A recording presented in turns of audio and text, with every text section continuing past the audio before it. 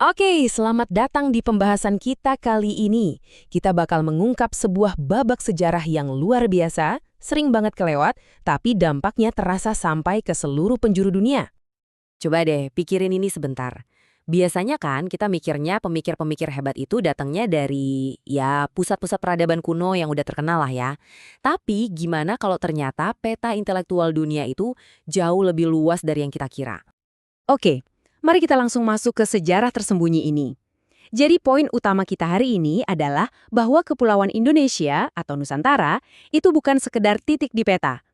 Dulu, tempat ini adalah pusat lahirnya generasi emas cendekiawan yang pengaruhnya melintasi benua. Dan kita nggak lagi ngomongin tokoh agama biasa ya. Di periode ini, mereka justru jadi figur sentral di kerajaan-kerajaan Islam yang kuat. Mereka ini ibarat otaknya tahta, sekaligus jembatan yang menghubungkan Nusantara dengan seluruh dunia. Nah, sekarang kita gali lebih dalam.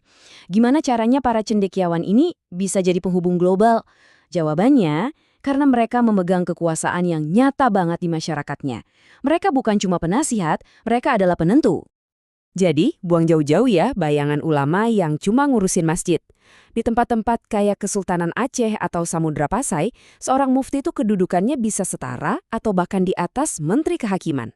Mereka ini pilar negara. Dan lihat deh, seberapa luas kekuasaan mereka itu. Bayangin aja, mereka bisa mengesahkan atau bahkan mencabut mandat seorang sultan.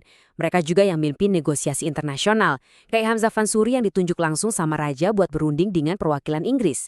Ini kekuatan nyata di balik layar. Nah, kekuasaan sebesar ini tentu aja dipegang sama individu-individu yang luar biasa juga. Yuk kita kenalan sama beberapa raksasa ini. Biar ceritanya lebih hidup. Kisah mereka ini benar-benar bakal mengubah cara pandang Anda. Kita mulai dari Syekh Yusuf Al-Makassari. Wah, ini ceritanya dramatis banget. Penuh perlawanan, pengasingan.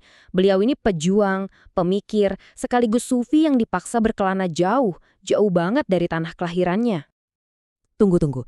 Cendekiawan dari Goa, Sulawesi, tapi disebut sebagai putra terbaik Afrika. Sama Nelson Mandela lagi. Yep, Anda nggak salah dengar. Ini bukti nyata betapa globalnya pengaruh beliau. Coba kita lihat perjalanannya ini. Setiap kali Belanda coba membungkam beliau, dengan membuangnya lebih jauh lagi, pengaruhnya justru makin meluas, luar biasa. Di Sri Lanka, muridnya ratusan. Dari India pula. Di Afrika Selatan, beliau jadi simbol perlawanan dan spiritualitas yang dikenang sampai hari ini. Nah, kalau Syekh Yusuf menyebarkan ilmunya di pengasingan, beda lagi nih sama Imam Nawawi. Beliau justru jadi otoritas di pusat dunia Islam itu sendiri, Mekah. 115, lebih, itu jumlah karya tulisnya.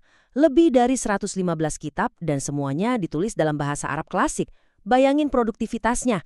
Karya-karyanya ini jadi buku wajib di pesantren dan sekolah agama dari Asia Tenggara sampai Timur Tengah. Jadi, poin utamanya ini nih, seorang ulama dari Banten, dari Jawa, diakui sebagai gurunya para guru di jantung tanah Arab. Beliau bahkan sampai diminta jadi imam di Masjidil Haram loh. Ini pencapaian yang wow, fenomenal banget. Jadi, kehebatan mereka ini nggak hilang begitu aja. Sekarang kita geser dari kisah per orang ke warisan kolektif mereka. Karena pengaruh mereka itu nggak cuma lewat ucapan, tapi abadi dalam tulisan. Dan lihat deh, karya-karya ini cakupannya luas banget.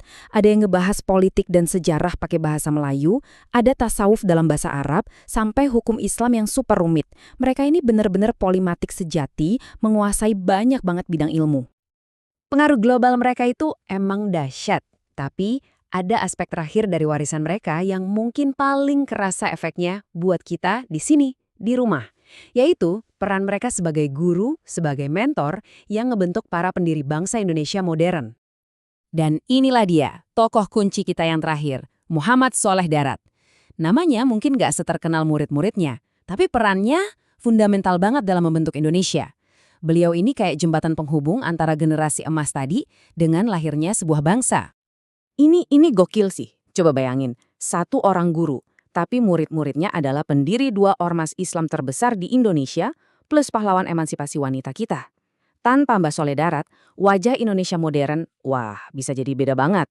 Warisannya itu hidup terus lewat jutaan anggota NU, Muhammadiyah, dan pastinya semangat Kartini sampai hari ini. Kisah para raksasa intelektual dari Nusantara ini benar-benar nunjukin kalau sejarah hebat itu bisa datang dari tempat yang nggak kita sangka-sangka. Dan ini bikin kita jadi bertanya-tanya, ya kan? Kira-kira sejarah tersembunyi apa lagi yang masih nunggu buat diungkap? Sejarah siapa lagi yang bisa ngasih kita cara pandang baru tentang dunia kita sekarang dan masa depan?